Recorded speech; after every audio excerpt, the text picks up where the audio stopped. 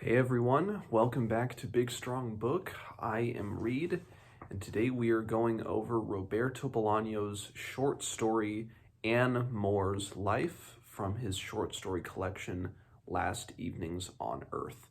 So this short story is the sixth one, I think, in the collection, and thus far it is by far the longest. Most of his short stories have been about 15 pages. Some have been as short as like 5 or 6. This one is over 30 pages. And as the name suggests, it covers the most of the life, not all of the life, because Anne Moore doesn't, spoiler alert, but she doesn't die in the end. It doesn't end with her death, but it begins with her childhood, and it really focuses on her 20s and 30s.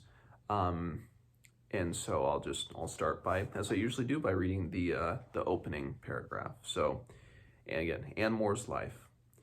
Anne Moore's father served his country and the free world on a hospital ship in the Pacific from 1943 to 1945. His first daughter, Susan, was born while he was at sea off the Philippines just before the end of World War II. Soon after, he returned to Chicago, where Anne was born in 1948. But Dr. Moore didn't like Chicago, so 3 years later, he and his family moved to Great Falls, Montana. So this story starts, I guess, as is typical with Bolaño.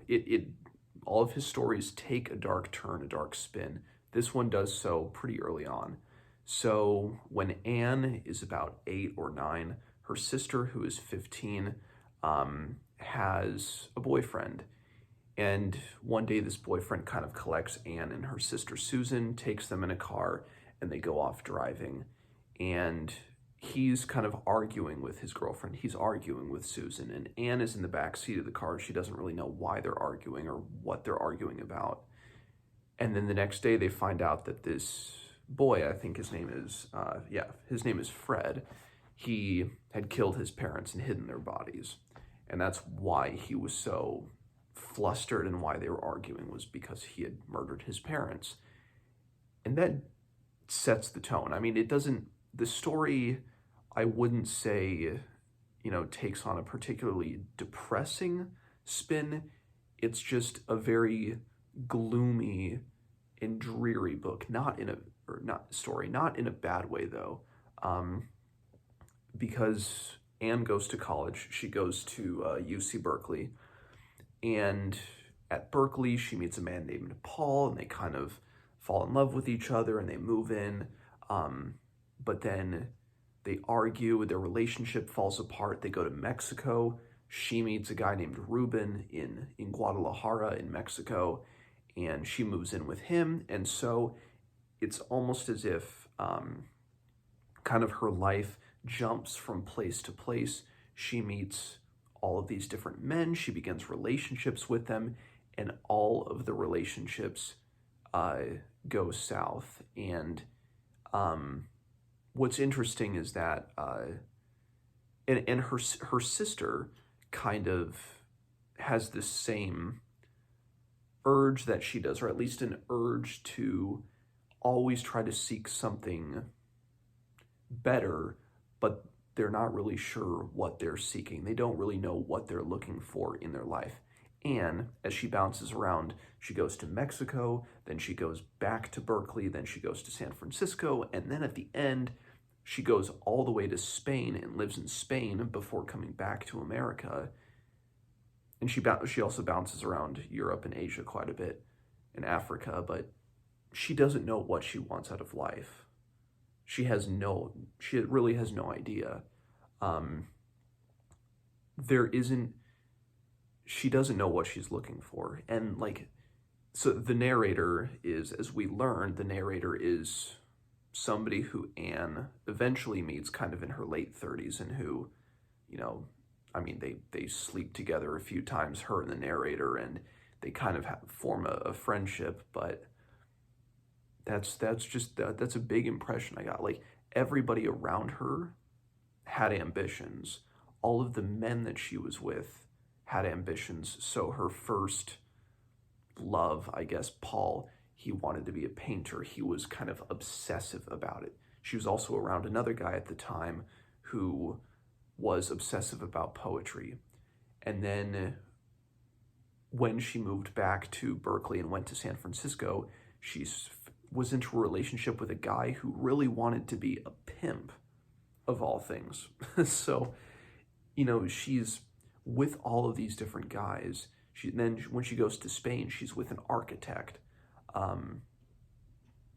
She's always with a man who has these grandiose ambitions, but yet it's almost like she doesn't have ambitions for herself.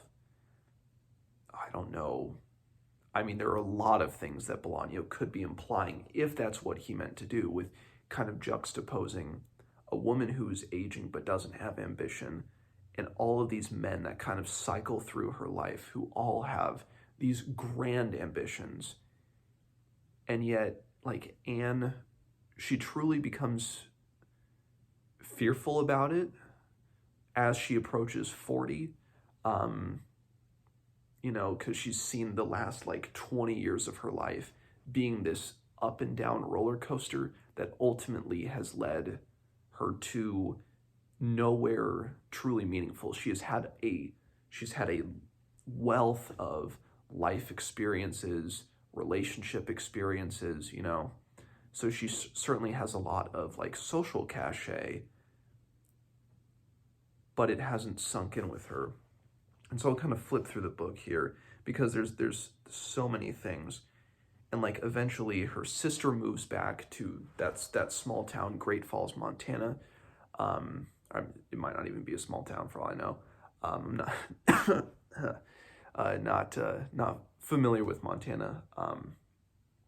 But so her sister moves back to that town, and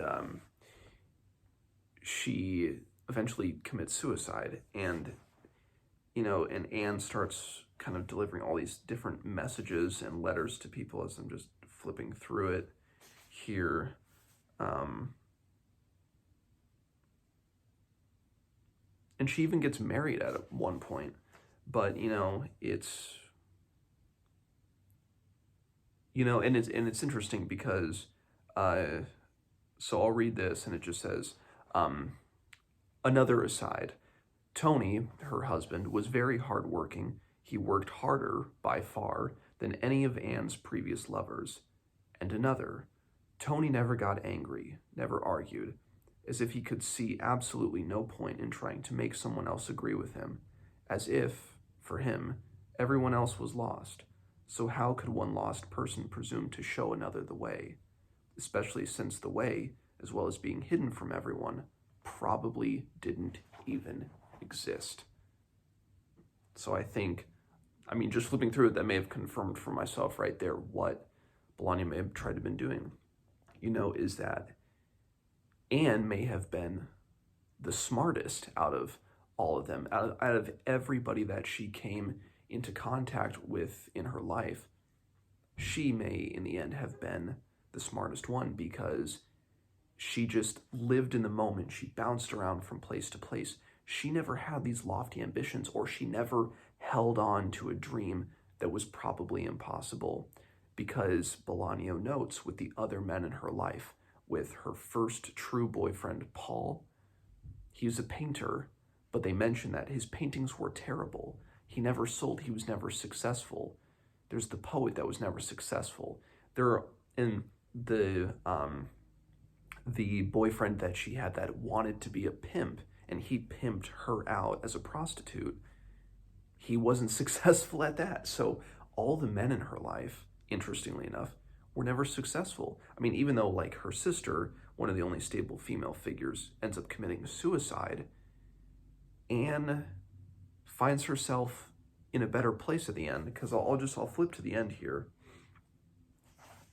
and perhaps it'll be clearer what I mean. So by the end, the narrator is, he's very enthralled with the idea of Anne, and he goes back to one of her old houses to try and find her, and he meets one of her old neighbors, who Anne had just referred to him as an older Russian man. And so the Russian gives the man, or the narrator, a few postcards from Anne. So the Russian handed me the 3 cards over the steaming tea. They were arranged in order of arrival and written in English. The first was from New York. I recognized Anne's handwriting. She said the usual things, and at the end she told him to take care of himself and to eat every day. She said she was thinking of him with love. There was a photo of Fifth Avenue on the other side. The second postcard was from Seattle, a view of the port from the air. It was much briefer than the first and harder to understand.